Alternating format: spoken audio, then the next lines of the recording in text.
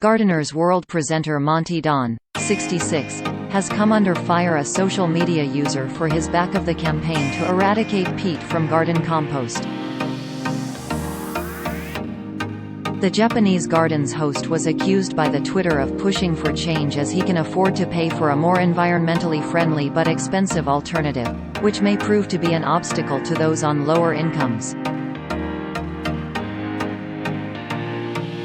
Monty has made no secret of his wish to eliminate the use of peat in compost, and at the end of last year signed a letter to the Environment Secretary calling for a complete ban on the product by 2025. However, his dedication to the climate-saving cause has ruffled feathers among some gardening enthusiasts on Twitter, who accuse the move of being elitist. The BBC presenter celebrated an article which shared that the sale of peat compost is to be banned from 2024, and while most of his fans felt the same, a few didn't share the same sentiment. Monty penned, "That is entirely to be celebrated. Good, effective laws take time to go through Parliament. Better to wait and get it right than rush something through with loopholes." One social media user replied, "It's all well and good, but I'll bet that as soon as peat compost is banned, the price of non-peat will rocket."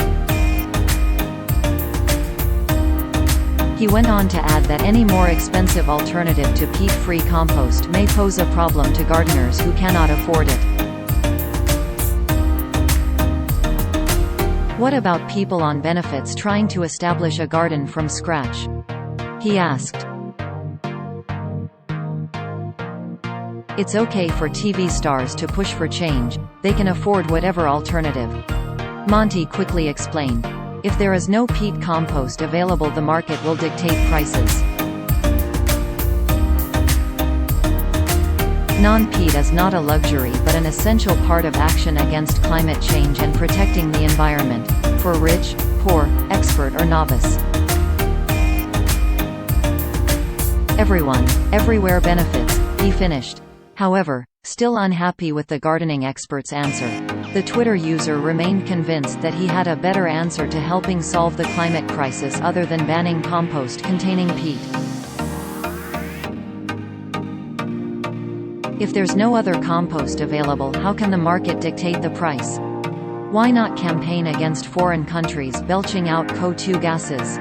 he stubbornly asked the star. He also argued that the elimination of the gardening product would see people being put out of a job. The rural peat industry employs hundreds of workers. What do they do for a job? But Monty remained adamant that alternatives to peat compost existed and that everyone has to act now to help mitigate the effects of climate change. "There are already a number of different, widely available peat-free composts," he replied. "There will be more. Climate change knows no national boundaries. We all have to do as much as we can, here and now," he added. Trending days ago, the star was alerted to a recent report from the National Food Strategy, which explained how the UK's land is used. After being tagged by a fan, the horticulturalist reiterated his dedication to eliminating the peat industry, highlighting that the main area for the production of peat is found in the southwest of the UK. They wrote, "The peat statistic is incredible. Poor at the Monty Don has his work cut out ending that industry, but I think he'll do it anyway." Up for the challenge, the star wrote back, confident in his peat eliminating endeavors, "Believe you me, I will." He responded,